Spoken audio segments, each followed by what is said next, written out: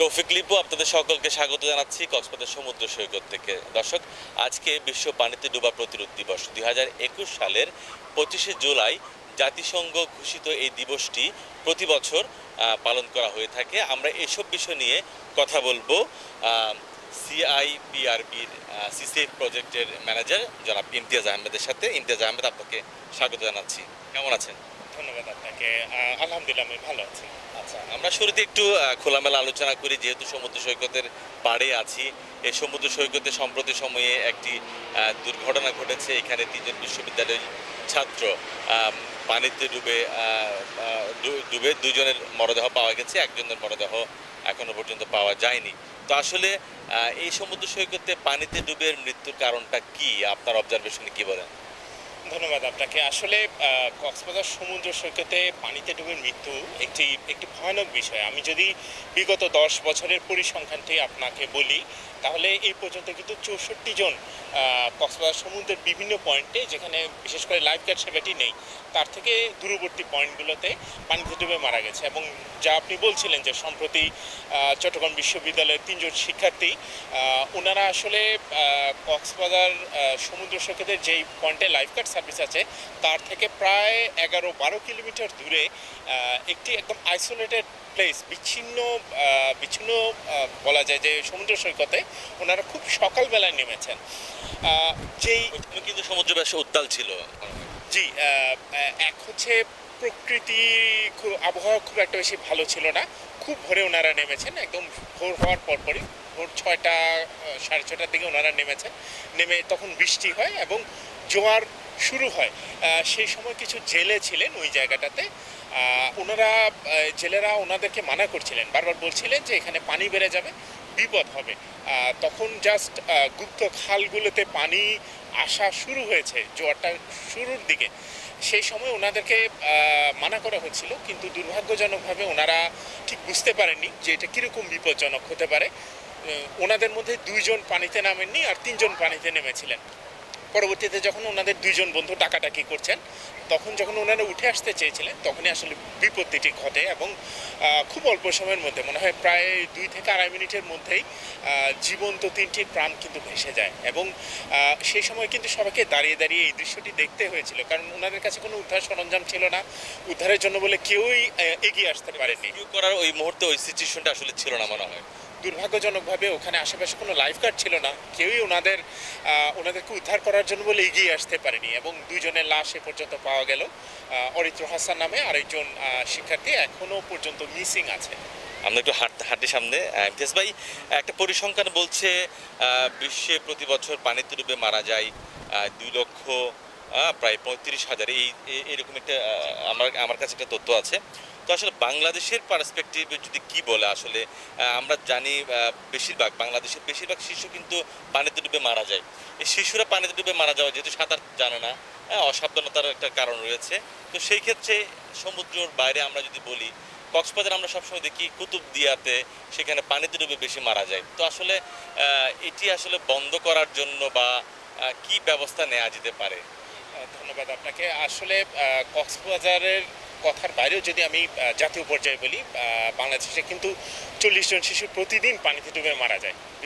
বিভিন্ন এলাকার যদি কথা বলি, কক্সবাজারের জেলার কথা যদি বলি, কুতুবদিয়া একটি আসলে খুবই ডেঞ্জার জোনের মধ্যে, যাকে বলি ডেঞ্জার জোনের মধ্যে পড়ে, কারণ এটি একটি বিচ্ছিন্ন দ্বীপ, চারিদিকেই পানি দ্বারা পরিবেষ্টিত। এবং বাংলাদেশের কিন্তু বিভিন্ন প্রান্তে পানিতে ডোবার অন্যতম কারণ হচ্ছে কি, সবাই কিন্তু পানির আশেপাশে বসবাস করে।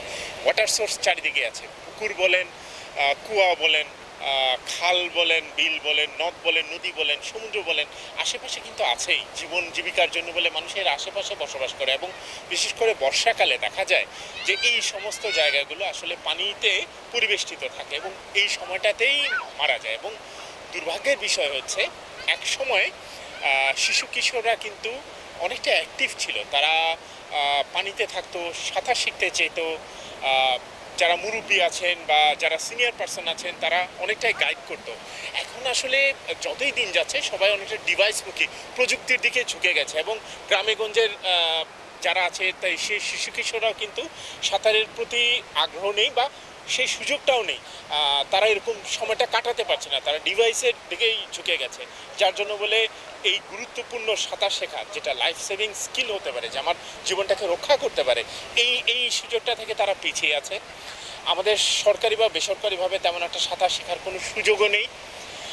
প্রাতিষ্ঠানিকভাবে এটি পরিবর্তন হওয়া দরকার। এটি আসলে সরকারিভাবে উদ্যোগ নেওয়া দরকার। আমরা একটু সমুদ্রের দিকে আবার চলে যাই। এই যে আমরা এখন আছি হচ্ছে টুরিস্ট পুলিশের সামনেই আমরা আছি।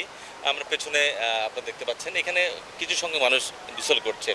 একটা লাল পতাকা টাঙানো আছে দেখলাম, আপনার পাশে এখানে লাইফ গার্ডের সদস্যরা রয়েছে। যে সমুদ্র এখানে আগে তো আমরা এত বেশি দেখতাম না। গত 10 বছর বা 15 বছরের যে পরিসংখ্যান দিলেন 64 জন নাকি কতজন মারা গেল। তো এত মানে ঘন ঘন এখানে অ্যাক্সিডেন্ট হওয়ার কারণটা কি? মূল কারণটি হচ্ছে আসলে বিগত 2-3 বছর থেকেই যদি আমরা দেখি, সমুদ্রের আসলে ভৌগোলিক পরিবর্তনটি খুবই বেশি হয়েছে, এবং বিশেষ করে হচ্ছে সমুদ্রের তলদেশের পরিবর্তনটা সবচেয়ে বেশি হয়েছে। আগে এখানে দেখা যেত এতটা ভাঙন ছিল না, বিচ 1-1.5 কিলোমিটার, 2 কিলোমিটার, 3 কিলোমিটার দূরে ছিল, বিচ কিন্তু আরও অনেক কাছে চলে এসেছে। সৈকতের ভাঙনটি আমরা দেখতে পাচ্ছি, অনেক দূরে বিচ দেখেছি আমরা। উপরে যখন আমরা যে ভাঙনটি পরিলক্ষিত হচ্ছে আমরা চোখে দেখতে পাচ্ছি, আমরা কিন্তু খালি চোখে দেখতে পাচ্ছি না যে নিচে কি অবস্থা। সমুদ্রের তলদেশের অবস্থা কিন্তু আরও খারাপ।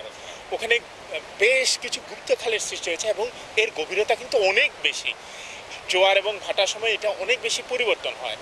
এখন যেটা হচ্ছে, আগে কক্সবাজার সমুদ্র সৈকতে মানুষজন আসতো, অল্প সংখ্যক মানুষ পানিতে নামতো, নির্দেশনা মানতো। এখন অতিরিক্ত সংখ্যায় মানুষজন কক্সবাজার ভ্রমণ করছে, বিভিন্ন পয়েন্টে নামাটা খুব ইজি হয়ে গেছে।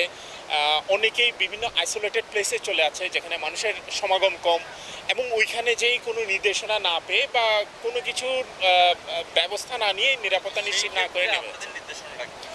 আমাদের নির্দেশনা সবসময় থাকবে, আপনি যেখানেই পানিতে নামবেন অবশ্যই আপনি নিশ্চিত হবেন যে সেখানে লাইফগার্ড সেবা আছে কিনা। লাবণী, সুগন্ধা এবং কলাতলি, এই 3টি পয়েন্টে কিন্তু লাইফগার্ড সেবা আছে। সকাল 7টা থেকেই সূর্যাস্ত অবধি আমরা লাইফগার্ড সেবাটি দিয়ে থাকি। আপনি পানিতে নামার আগে অবশ্যই জেনে নেবেন সাগরের কী অবস্থা, জোয়ার না ভাটা। লাইফগার্ডদের কাছ থেকে পরামর্শ নেবেন, পরামর্শ নিয়ে নির্দিষ্ট স্থানেই আপনি নামবেন। বর্তমানে সমুদ্র সৈকতে লাল পতাকা দেয়া আছে। আবহাওয়া ভালো থাকলে এই সময় কিন্তু বৃষ্টিপাত না হলেও, মেঘাচ্ছন্ন পরিবেশ না থাকলেও সাগর কিন্তু যথেষ্ট পরিমাণে উত্তাল। বিশেষ করে জুন, জুলাই, অগাস্ট এই 3টি মাস বর্ষাকাল হওয়ার কারণে সাগর সবসময় উত্তাল থাকে। ইমতিয়াজ ভাই, এই যে আপনি বললেন লাবণী, সুগন্ধা, কলাতলি, এই 3 পয়েন্টের বাইরে কিন্তু মানুষ গোসল করতে চায়। তো সেই ক্ষেত্রে আপনাদের লজিস্টিক সাপোর্ট কেমন আছে? আপনাদের সংখ্যা মানে লাইফগার্ডের সংখ্যা কেমন? এগুলো বাড়ানোর প্রয়োজন আছে বলে মনে করেন? অবশ্যই এটি বাড়ানোর প্রয়োজন আছে। যেমন এই সময়ে আমাদের স্থানীয়দের কথাই যদি বলি, ডায়াবেটিক পয়েন্টের সামনে, যেটা আমরা কবিতা চত্বর বলে থাকি, শৈবাল পয়েন্টের সামনে, এখানে অনেক টুরিস্ট আসেন, এবং কিছুদিন আগেও কিন্তু একজন স্থানীয় ছেলে, জি মাছ ধরতে গিয়ে একজন মারা গিয়েছেন, এবং একজন স্কুল শিক্ষার্থী কিন্তু ভেসে গিয়েছেন। তাছাড়াও 3 জন শিক্ষার্থী কিন্তু ভেসে গিয়েছেন। যেটা কক্সবাজারে কিন্তু এখন 10টি পয়েন্ট আছে যেখানটায় অবশ্যই লাইফগার্ড সেবা থাকা দরকার, কিন্তু দুর্ভাগ্যের বিষয় হচ্ছে কি, এই ব্যাপারে এখনো সেরকম কোনো পদক্ষেপ নেওয়া হয়নি। মাত্র 27 জন লাইফগার্ড কর্মী সি সেফ দিকে আসলে সেফটি সিকিউরিটি এনশিওর করা কি এটা আসলে এই মুহূর্তে যা স্ট্রেংথ আছে, এটা 1/3 বলা চলে, 3 ভাগের 1 ভাগ আসলে আমাদের আছে। আরও আমাদের 3 গুণ অতি সত্বর বাড়াতে হবে, এবং চেষ্টা করতে হবে যে 100-র মতো লাইফগার্ড যেন আমরা রাখতে পারি। কারণ কক্সবাজারে বিভিন্ন সরকারি ছুটির দিন বা বিভিন্ন ছুটির দিনগুলো উপলক্ষ করে লাখো পর্যটকের সমাগম ঘটে। সাগরটাকে নিরাপদ রাখার জন্য বলে, আমাদের লাখো পর্যটককে নিরাপত্তা দেওয়ার জন্য বলে আমাদের 100 জন লাইফগার্ড রাখাটা খুবই দরকার। আপনাকে অসংখ্য ধন্যবাদ, আমাদের সময় দিয়েছেন, থ্যাংক ইউ। ধন্যবাদ আপনাকে।